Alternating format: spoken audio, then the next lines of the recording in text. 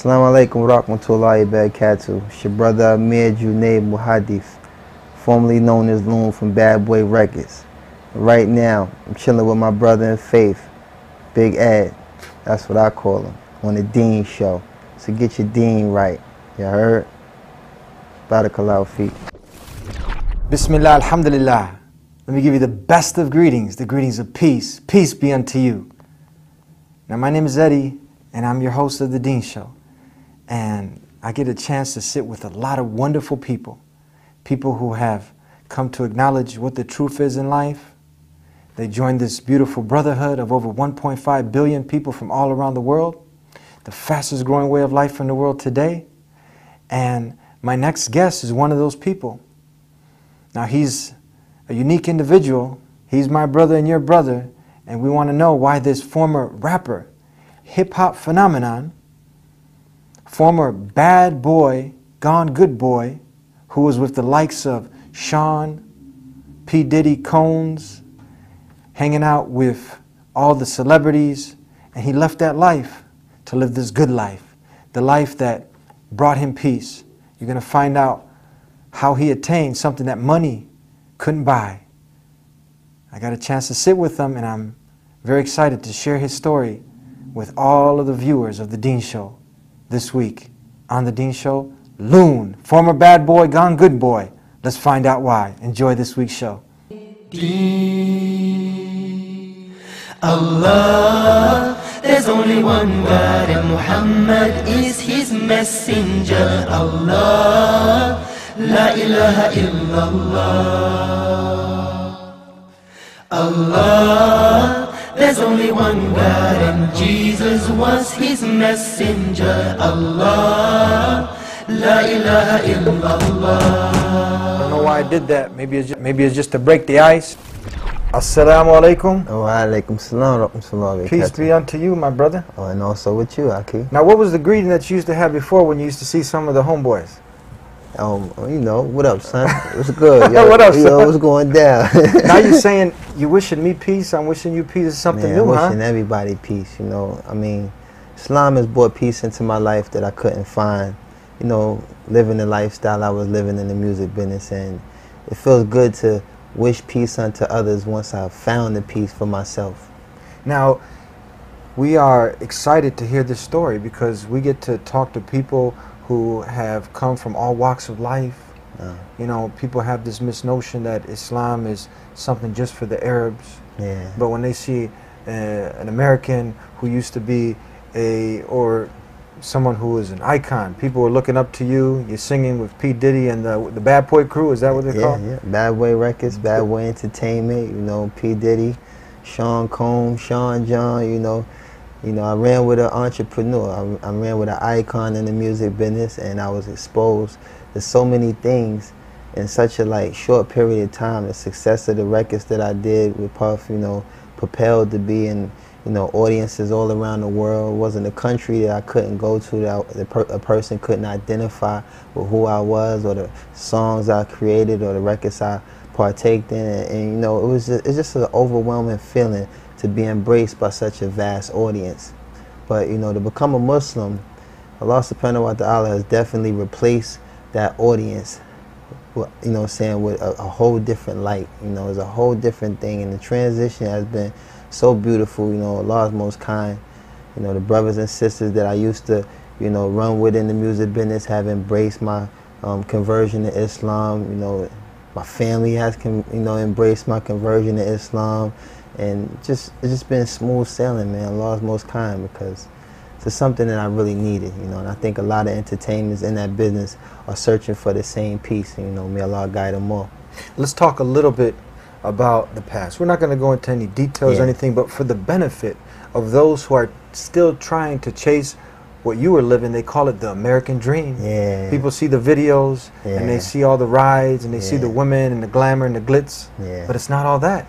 Well, for the most part, I think that a lot of people, you know, mainly, you know, preferably the youth, you know, we all share kind of the same common desires and temptations. And I think the music business kind of breeds these things, and it gives people a one-dimensional perception of, you know, mostly the perks in the business, Yeah. so to say. And I think that, you know, the youth, by being so inspired all around the world, you know what I'm saying, being so inspired by this lifestyle, a lot of them who have been born into certain faiths, you know what I'm saying, like Islam and things of that nature, you know, they try to incorporate this lifestyle into something that's so beautiful, you know what I'm saying. Islam is just so beautiful, and I've been seeing over the years how, you know, this business and this lifestyle has affected so many of the youth. And myself, I think that traveling the world and living this consistent pattern of doing so many sinful things, you know, that come with the business. You know, we actually, you know, have the opportunity to make songs that might not be so vulgar, might not be so, you know, negative. Mm-hmm. But the reality of it is there's a lifestyle that comes with it. And that was the thing that really plagued my life, because what you're propelled in based on the success, you know, is a lifestyle that just becomes so repetitive and so consistent, and you find yourself being removed further and further away from a truth, further and further away from peace, further away from anything that was pure about you before you entered the business. So, like I said, you know, on the outside, everything looks good. You see the $100,000 cars. You see a lot of diamonds. You see, you know, for men, for the sake of men, you see a lot of females, and they think that this is, you know, this is a life. This is like, you know, paradise right here on earth. But the reality of it is, you know, I couldn't purchase peace. You know, I was probably able to buy a car, buy a house, buy a chain. Couldn't purchase peace. And the reality of it is, while I'm sitting here constantly paying for the disease, the cure was free. Paying for the disease. Paying for the disease. And the cure is free. And the cure is free. Why are people running away from something that's free to something that's expensive? Because you got to pay for the martinis and the, I forgot what's even drunk in the club nowadays, the Dom Perignons, and you got to pay for all these things. And but you can get some water easy, like yeah. When that's what I'm saying. Like, I think people treat life like the flu shot. You think you can treat the flu with the flu? Yeah, it's not like that. You know what I'm saying? And what happened was, you know, Allah's guidance is just amazing, because I think sincerely in my heart, Allah heard me and heard the oppression that's hidden. You know what I'm saying, from a lot of us entertainers. You know, we try to forge this image and we try to forge this character that's, you know what I'm saying, like, suitable for the fan. The fan admires this character, they're drawn to this character, but the reality of it is we face tragedies no different from normal people. But the reality of it is we try to go past that and continue to feed the fan, you know, this impression that they desire and that they gravitate to. But me, on the other hand, you know, it just got to a point where it was just getting very overwhelming, it was getting very overbearing, and I just found myself searching inside, like, man, I need an answer. I need something that's going to give me a route to just, you know, alleviate some of these pains. And I would try all kinds of things. You know, sometimes you just be like, yo, listen, I'll just go buy me a hot car. Maybe I feel better. You know, maybe if I go buy a chain. You know, maybe if I go to the spa for about 5 hours, go get a seaweed bath and all the, you know, the whole crazy stuff. And then, you know, you get one phone call, next thing you know, you got knots in your back again. Or you drive the car, you know all the features in the car is no fun no more. Or you wear the chain, and after a while the chain is just kind of boring because, you know, everything upgrades as you go. And I found myself like, I can't find peace chasing this methodology. So what happened, I was fortunate to do a song with an artist from Canada, you know, a brother named Masari. He was a Lebanese artist. And when I did the song didn't really do good in the States, but it kind of propelled into a market that I never knew even existed. Mm-hmm. And it was in the Muslim market, in the Islamic market. And what happened was I got, you know, called to do shows in like Muscat, Oman, Dubai, Abu Dhabi, and things of this nature. Even I performed in Kazakhstan. I performed in a lot of countries, even in West Africa. And I found myself running to Islam, keep running into Islam. And once you get past the whole little butterflies and the things that come with the, you know, the entertainment aspect, I started to get drawn to other things that came with my journey. And that was like the adhan being called. The adhan being called in the city, like, just rang through the whole city. Everybody would just stop. You could hear people breathing. This is a song that I heard that was more beautiful than any song I've ever wrote in my life. That's the Muslim call to prayer. The Muslim call to prayer, you know. Yeah. And then, like I said, at some point you find yourself trying to shop between Dhuhr and Asr. Everyone's taking the Sunnah nap.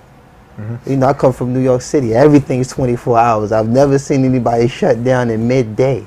You know what I'm saying? And all this is for the sake of Allah. All this is for the sake of God. And it's like, this was so consistent. You know, every place I went, I just seen this whole consistent practice of worshiping the one true God. And this was something that I was looking for. This is something I wanted to be a part of, because there's a lot of inconsistency the way people practice and worship, you know what I'm saying, God. And what I saw in the Muslim was very consistent. And I just couldn't, you know, I couldn't tear myself away from it. After a while, I started to see and study, ask questions. I would go to certain bookstores, buy books, and just found myself getting more and more drawn to trying to learn this culture, and learn this lifestyle, and learn this religion. So while I was in the UAE, I found myself, you know, pretty much, you know, at the last leg of this whole party thing. And, you know, I actually seen the sunrise while I was in Abu Dhabi, and I was staying at the Emirates Palace. And I watched the sunrise, and I'm looking at the Arabian Sea, and I'm just saying to myself, like, this is just beautiful, man. This is just beautiful. And it's like all the misconceptions that you see in the media about the Muslim, you know, all of these things were quickly getting dispelled, you know. And I started seeing, like, maybe the media is only, you know, establishing 3% of Islam. Because everywhere I'm going, I'm seeing just the exact opposite. I'm seeing streets you can eat off. I'm seeing people whose hospitality is just amazing. Everywhere you go, someone's offering you tea, someone's offering you dates, someone's offering you help. You know, people that are very less fortunate than the people I used to hang with. I'm hanging with multimillionaires. They got yachts, you know what I'm saying, mansions, penthouses, and things of this nature. And it's hard to even extract a cold soda from them. You know, and then to be around people who really didn't have much, were always willing to give, you know, and want nothing in return, you know, because they feel that their blessings come from Allah. And that's a concept that I could incorporate in my life, because I was a giving person. I was a person that overasserted myself for the sake of success, for the sake of bringing success to other people, for the sake of helping other people find success. But the benefit at the time, I was looking for the return to come from the people I was helping. But then I learned that that's not where I'm supposed to be looking. I'm supposed to seek refuge in the one that created me. So I found myself, you know, being engulfed by this concept and just being overwhelmed and just, man, blown away. And I say, you know, I want to be a Muslim. Now, did you have any exposure to any other religions, anything else that you looked into? Can you talk about this briefly? Well, I was born in a Christian household. You know, my grandmother, she sung in the United Negro College Fund Choir for about 40 years. I used to spend maybe 6-7 days a week in the church. And, you know, I was heavily active in, you know, in Christian activity, you know, saying Bible studies. I played the piano. I played the bells. I was an usher. I did everything that you could possibly do in the infrastructure of, you know, the Baptist church. And, you know, I just started to notice a lot of, you know, inconsistencies, you know. People who say they're of God doing things that are not of God. And it's not that, you know, because even in Islam, you're not supposed to judge the Muslim, you know, judge Islam by the Muslim. Yeah. So I'm not saying that I was judging the Christian by, you know, but the reality of it was so repetitive, the inconsistencies and how things were practiced and how things were done. And I really started to ask questions, you know, because you have people that, you know, believe that Jesus is God. And I used to ask myself as a child, how is Jesus God if he prays? Who's he praying to? And it's just certain little questions that I wanted answers for that I couldn't find within the infrastructure. It's a good question. Who was he praying to? That's what you're saying? Yeah, exactly. Like these are like common sense questions. These are not something that really take rocket science. Yeah. And you know, and even like with Adam and Eve, I'm like, how are we held accountable for the sins of like the first, you know, man and woman created? Like, how am I, like, why am I to blame? I never met Adam. I never met Eve. Why would I be held accountable? That would make God unjust. You know, when we know that God is so merciful and God is the most just. So these are just little questions that I kept, you know, wanting answers for, and I couldn't find it within the infrastructure. It was always like a brush off, a shutdown, and it's like, you know, if I can't find the answers, you know, in the faith that I'm practicing, maybe I need to outsource, you know. And I found myself searching, not really looking for Islam, but, you know, I love my family. You know, they still, you know, have, you know, they still definitely practice Christian faith, and it hasn't changed my relationship with none of the people that I love. But the reality is, I found something for me, and the peace that I found, I try to share. You know, I'm very patient with the people I love, and you know, Islam is not something that you force upon somebody, because it wasn't forced on me. I was fortunate to find Islam without no dawah. No one sat down and talked to me about Islam, so I know that I was guided here purely by Allah subhanahu wa ta'ala's will. I found Islam, you know, and, you know, coming out of the Christian life was definitely a big transition. But the reality of it is, it wasn't that much of a transition, because there are a lot of things that will lead you to an understanding of Islam, and that Islam clarifying a lot of things that I needed to know about Christianity. So, you know, in a nutshell, you just, you know, you go where it gives you more. And I found more in Islam. You found all the rational, logical evidence. Everything, your questions were answered, clear proofs. Clear. No ambiguity. Everything is straightforward. Everything clear. What your purpose of life is. Clear. What happens when you die. Clear. Where you're going. Clear. Everything is lucid. Check. Check. You know what I'm saying? Tell us now. People want to know, like, okay, you're hanging out with P. Diddy and some of the other rappers. Party is over. Lights are on. Did you ever have one of these conversations like, you know what? This is getting played out, man. We've had everything. Very much so. Talk to us. Very much so. I would say, you know, you find yourself, and like in my case, you know, being that I targeted the females as an audience. And at the time, you know, I have a lot of women in my family, so I have a lot of respect for women. So the most righteous effort that I found myself trying to achieve was not glorifying the harsh realities that, you know, plagued me in my neighborhood. I'm born and raised in Harlem, and it's like, I didn't elaborate on those things. I chose to exercise a more brighter side of myself, and that was like, you know, talking about things that revolve around relationships with females, and basically the desires of most men at the time when I was in my state of ignorance, you know, trying to find a girl, trying to find, you know, companionship and things of this nature, without the whole slander and vulgar stuff that, you know, are drawn towards women. So at the time, that was like my most righteous attempt. But what happened is, I started to get women that would submit to my success. And after a while, I found myself losing the respect that I have for all the women in my life and all the women in my family, based on the way how women would submit themselves.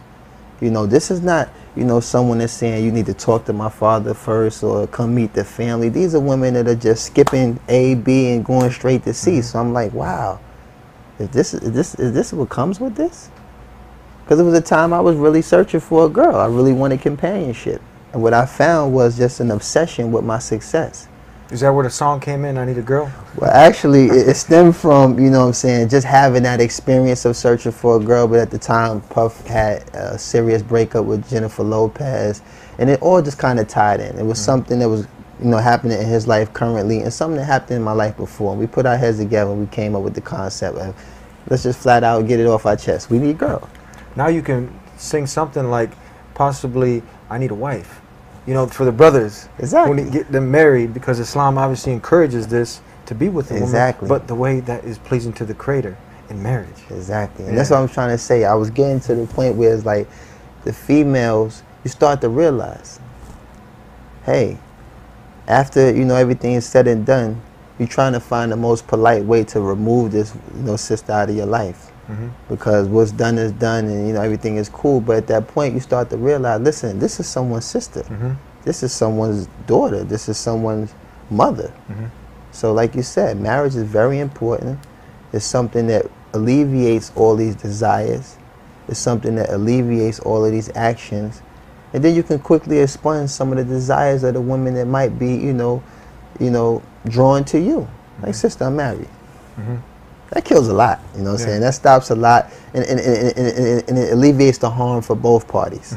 I'm married, I can't condone these type of things. You know I'm married, I know you don't want to deal with a guy that's married. Cool. What advice do you have? Because we know a lot of people that, like you said earlier, Islam is clear. All the evidence is there. But the desire of wanting success, what we supposedly look at success, like the lifestyle that you were living. People paint that as, okay, that's the ultimate success. And people now will have those moments that they dig deep down inside and they know, look, I'm not happy, but they get caught up with the cars, they get caught up with the money, and everyone is going through this. How do you break through that and not submit to your desires, but submit to the one? Exactly. I would say find success in Allah. But the reality of it is, Allah subhanahu wa ta'ala has replaced everything that was in my life that was haram and gave me things that are halal. For instance, my phone used to ring a lot. Nothing but haram. Nothing but issues that dealt with haram. Tell us, we have a lot of non-Muslims watching. You said a couple Arabic words. So they don't have to take an Arabic class. Haram, prohibited. Prohibited, meaning, actually. Yeah, meaning no good. You know what I'm saying? Not allowed. And halal, meaning permissible. Yeah. Meaning that it is allowed. So I would get plenty of phone calls from people who would want to indulge in things that were haram. Now, my phone rings, I find myself giving the brother salams. That peace that we gave That peace, that greeting that we gave each other. Yeah. And not only that, I find myself doing things that are halal. You know what I'm saying? Like talking to people who might be interested in Islam and trying to guide them to a better understanding of what Islam is through my example and through, you know, what was given to me. And also just, you know, eating halal. You know what I'm saying? Eating better. You know, I don't eat food that's, you know, not permissible. I eat food that's halal, you know. Stay away from pork, stay away from things, you know. And it's just, Allah gave me the audience that I had before. You know, I still have the same young brothers and sisters that was intrigued by my musical career. Now all of them has embraced me as a brother of Islam. I have more siblings now than I've ever had in my life, you know what I'm saying? And I've been embraced by a brotherhood that surpasses any, like, temporary relationship I might have had with anybody that was in the business with me or anybody that I grew up with in the street. You know, and not to discredit any of my relationships, but the reality of it is Allah has removed a lot of these things that caused me harm and placed me in harm and danger, and now I just live a very free, peaceful life, and I wouldn't give this up for nothing in the world. No money can buy what you have now. No money can buy. Peace and contentment. Like I said, the cure is free. You're paying for the disease. Tell us, have you gotten a chance to interact with some of the people from Bad Boy Records, Puff Daddy? Have they said, what happened, brother? Have you gotten a chance to share this wonderful story of yours with them? I bumped into Puff a couple months ago. Busta Rhymes, who's also a Muslim, Raekwon, who's also a Muslim. And it seemed like a reunion because everyone was there. Jay-Z, Q-Tip, Puff. It just seemed like a reunion. But it was so funny because I stood there for a while. Nobody noticed me because I had grew my beard out. And, you know, I'm just standing in the cut. But when I met Puff, you know, we laugh and chuckle. We have a brotherhood that's still, you know what I'm saying, we have a relationship that's still there, you know what I'm saying. We've done a lot of things together.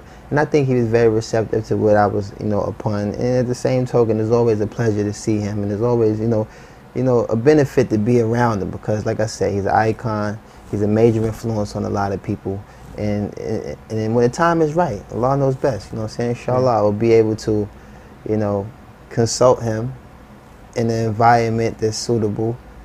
And maybe one day, inshallah, you never know, Puff Daddy might become a Muslim. What advice, closing comments, and suggestions for those who are trying to mimic the hip-hop phenomenons and people who are in your position? What advice so they don't go ahead and touch the hot stove? You know how you tell a child, you know, the stove is hot and they just got to go and hunt and burn it. So they don't have to go and take a long journey because death can reach you at any time. Definitely. And maybe you don't come back to where you were, you know, to finding that peace. What advice do you have? My advice would be, you know, if you're trying to, you know, incorporate a love for music, just be mindful that there's a lifestyle that comes with the music that kind of, like, you know, destroys the whole positive effort of trying to just exercise a love for music. It kind of cancels out. You can't have one without the other. You do the music, you're going to indulge in the lifestyle that comes with the music. And the lifestyle itself is definitely something that you don't want to get involved with because it draws the guts out you. It draws everything that's pure inside you. And it's just something that, you know, removes the peace of mind that you might have had before you came into business. Some people feel like these desires are going to lead them somewhere, but the reality of it is, take my advice, you know, there's going to be a breaking point. There's going to be a point where you're going to find yourself overexerted, exhausted, overworked, and the benefits are not going to add up. So the reality of it is, you know, don't just take my advice, but try to take my advice. For real, it's serious. Brother, thank you very much for being with us here on the Dean Show. Man, pleasure being you. Man, Eddie, he's a good man. Thank you, man. Allah you very much. continue to bless you as He has Ameen. by opening your heart and to this wonderful way of life. And I'd like to Ameen. thank you for being with us on another episode of the Dean Show. Every week we're here trying to help you understand this beautiful way of life. Beautiful. All the messengers of God, they submitted to the one God. Try to strive to live that good, wholesome life. Try to give birth what's already inside of you, that goodness. Bring it out. Ask for the guidance. It's very simple. Yeah. And the truth shall be made clear. Hopefully we'll see you next time here on the Dean Show. Until then, assalamu alaikum, peace be unto you. And see what everyone's talking about. Prove. If you find one contradiction, it can't be from God. But the rational idea, the rational explanation is, you do your best. Give up worshiping God as one. I will never give up spreading this message. The reality of life usually doesn't sink in until tragedy comes. You get a few bad people, the media grabs a hold of that and spins it the way they want to. If you say that you do not believe in Jesus, you have stepped outside of Islam. You cannot be a Muslim. It is a tenet of our faith to...